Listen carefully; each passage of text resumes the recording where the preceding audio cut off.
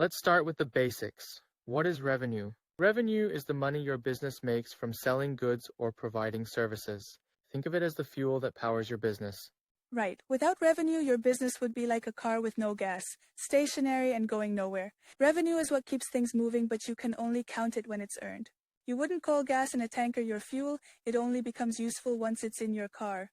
So, whether you're selling sandwiches, software, or subscriptions, revenue is the name of the game. It's the financial fuel that keeps your engine running. Now that we know what revenue is, let's figure out when to recognize it. This is revenue recognition. You don't just recognize revenue whenever you feel like it. There's a process, like waiting for your cake to bake before you declare it ready. Exactly. You only recognize revenue when it's earned, measurable, and collectible. Imagine you run a bakery. You can't count the revenue from selling a wedding cake until the cake is delivered and accepted by the client. If they haven't paid you or refused the cake, it's not revenue yet. Revenue recognition is about timing.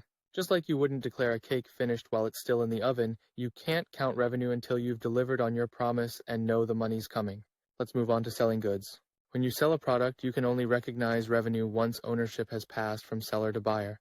It's like selling a car. You don't recognize the revenue just by having the car on the lot. Only when the buyer drives it away with the keys and all the paperwork is signed can you count that sale as revenue. So the key is transferring the risks and rewards.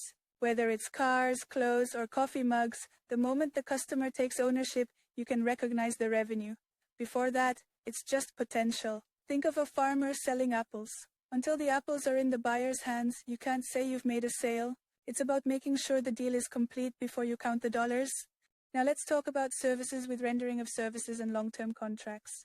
This is where things can get interesting because revenue recognition isn't always straightforward. If you're providing services, you recognize revenue as you complete the work. Say you're an IT consultant hired to update a company's software system. You can't claim all the revenue at once. You recognize it as you meet project milestones. It's like being paid to build a house. You don't get all the money after laying the foundation. You earn it bit by bit as each phase is completed. Think of it like a freelance photographer shooting a wedding. You recognize part of the revenue when you cover the ceremony, more when you deliver the photos, and the rest when the final album is handed over. It's about matching the money to the work done. For long-term contracts, there's a special way to recognize revenue called the percentage of completion method. Here's an example. Imagine you're a builder contracted to construct a skyscraper. You don't wait until the whole building is done to get paid. Instead, you recognize revenue as you complete each floor. Each milestone, foundation, framework, windows, you recognize part of the revenue. It's like filling up a water tank. As the work progresses, you fill up the tank bit by bit until it's full. You're paid in stages based on the percentage of the work completed. So if you've built 50% of the skyscraper, you recognize 50% of the revenue. This method works great for long projects where progress can be measured. On the other hand, some projects only recognize revenue when the whole thing is finished. This is called the completed contract method. It's like a landscaper hired to redesign a garden. You can't count any revenue until the entire garden is finished, the plants are in, the fountain's running, and the client's happy. No halfway credits here. Think of it like finishing a novel. You don't get paid until the last chapter is written, edited, and published. This method is more cautious, used when the outcome of a project is uncertain. Now let's look at some other forms of revenue: interest, royalties, and dividends. Interest is like getting paid for lending someone your lawnmower.